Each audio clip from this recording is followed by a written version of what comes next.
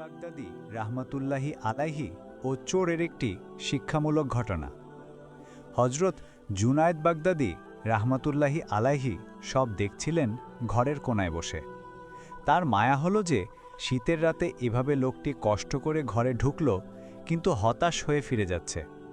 চোর যখন শীতের কাছাকাছি, তখন জুনায়েদ বললেন, এই দাঁড়াও। লোকটি চমকে উঠে পেছনে তাকালো।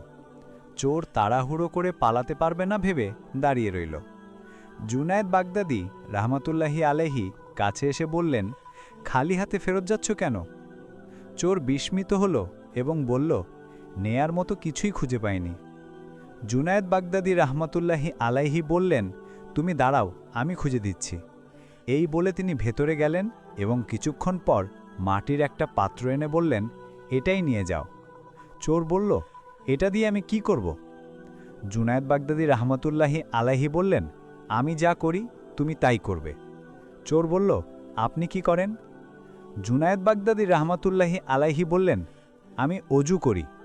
লোকটি বলল, আমি অজু করতে পারি না।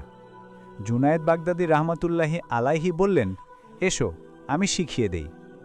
অজু শেখার পর সে বলল, অজু করে আমি কি করব? জুনায়েদ বাগদাদী রাহমাতুল্লাহি আলাইহি বললেন, আমি যা করি তুমি তাই করবে। লোকটি তখন বলল, আমি তো নামাজ পড়া জানি না।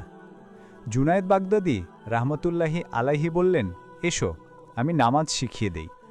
তিনি জায়নামাজে দাঁড়িয়ে লোকটিকে পাশে দাঁড় করালেন এবং নামাজ শেখালেন। এরপর দোয়া করলেন, হে আল্লাহ, তাকে জায়নামাজে দাঁড় করিয়েছি, আমার এইটুকুই ক্ষমতা ছিল, আমার ক্ষমতা এখানেই শেষ। তার মনের ওপর আমার কোনো ক্ষমতা নেই, কিন্তু তোমার ক্ষমতার শেষ নেই। তুমি তার মনকে পরিশুদ্ধ করো, পাপ কাজ থেকে বিরত রেখো। দোয়া শেষ হবার পর লোকটি হাউমাউ করে কেঁদে উঠল। সারা জীবন অনেক ভুল হয়ে গেছে। পবিত্র জীবনের জন্য অনুশোচনা বোধ এবং স্রষ্টার কাছে কায়মনোবাক্যে প্রার্থনা অনেক প্রয়োজন। লোকটি কেঁদে কেঁদে একসময় প্রশান্ত হল এবং অনুভব করল স্রষ্টা তাকে ক্ষমা করেছেন। বিশাল বড় ভুল করে ক্ষমা লাভের জন্য 7 সমুদ্র পানির দরকার নেই, বরং স্রষ্টার কাছে কায়মনোবাক্যে প্রার্থনা এবং চোখের কয়েক ফোঁটা পানিই যথেষ্ট।